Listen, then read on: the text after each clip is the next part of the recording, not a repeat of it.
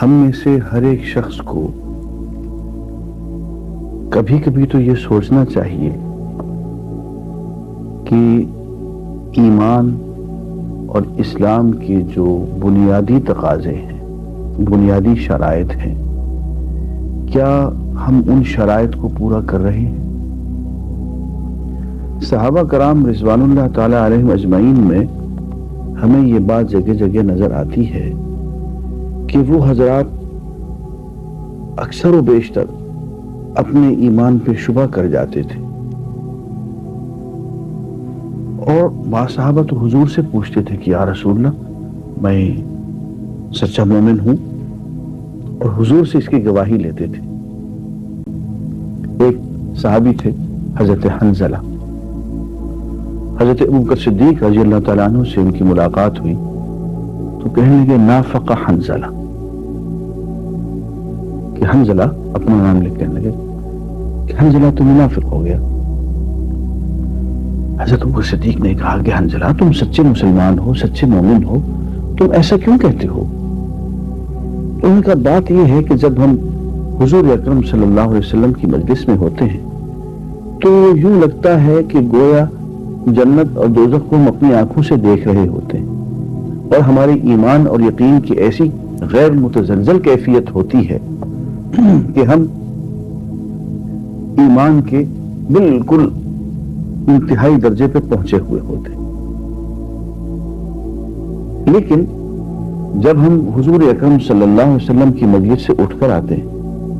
اور ادھر ادھر کے دھندوں میں لگ جاتے ہیں تو یوں محسوس ہوتا ہے جیسے کہ ہماری ایمان اور یقین میں خاصی کمی واقع ہو گئی۔ تو مجھے تو کبھی کبھی یوں شک پیدا ہو، اپنے بارے میں شک ہوتا ہے کہ شاید دل میں ایمان نہیں رہا، اور میرا ایمان کا دعویٰ جو ہے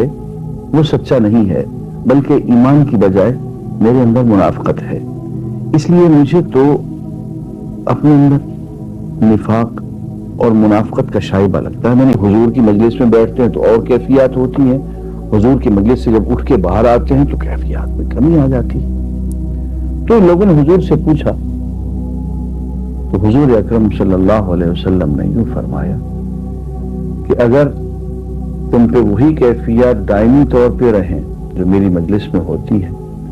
تو گلی کوچوں میں، راستوں میں فرشتے تم سے مصافحہ کرتے پھرے، ولیکن ساعتن و ساعتن یا حنظلہ، میں کہ اے حنظلہ، گاہے گاہے، کبھی کبھی یہ کیفیت طاری ہوتی ہے، ہمیشہ نہیں رہتی ہے۔ کہنا یہ چاہتا ہوں کہ صحابہ کرام اور جلیل القدر صحابہ کو بھی یہ شک کبھی کبھی گزرتا تھا کہ ہمارا ایمان صادق بھی ہے یا نہیں، کہیں اس میں کوئی جھول اور کمی تو نہیں ہے۔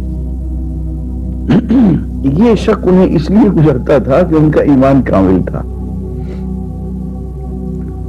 ہمارا ایمان جو ہے، چونکہ اس میں سچ مچ جھول اور کمی موجود ہے، اس لیے ہمیں کبھی سوچنے کی تکلیف بھی گوارا محسوس نہیں کرتے کہ ہم اپنے ایمان کا محاسبہ کریں، جائزہ لیں۔